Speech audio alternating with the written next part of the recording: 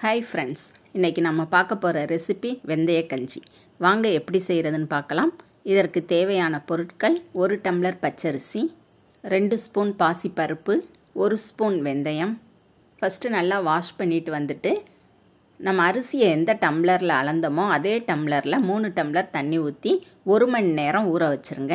கஞ்சி செய்ய தேவையான பொருட்கள்: 1 பெரிய வெங்காயம் பொடியாக நறுக்கியது, 5 புதினா இலை, 6 பல் பூண்டு பொடியாக நறுக்கியது, பட்டை 1 துண்டு, சோம்பு 1 பிஞ்சு அளவு, பச்சை மிளகாய் காரத்திற்கு தேவையான அளவு. நான் பாதி பச்சை மிளகாய் எடுத்திருக்கேன். மல்லித்தலை சிறிதளவு, தேங்காய் எண்ணெய் 1/2 ஸ்பூன், அரை மூடி தேங்காவை துருவி பால் எடுத்து வச்சுருக்கேன். அடுப்பில் குக்கர் வச்சுட்டு தேங்காய் எண்ணெயை சேர்த்துருங்க. எண்ணெய் காஞ்சதும் அடுப்பை மீடியம் ஃப்ளேமில் வச்சுட்டு பட்டை, பூண்டு, சோம்பு, பச்சை மிளகாய், வெங்காயம் எல்லாத்தையும் சேர்த்து ரொம்ப நேரம் வதக்க வேண்டாம்.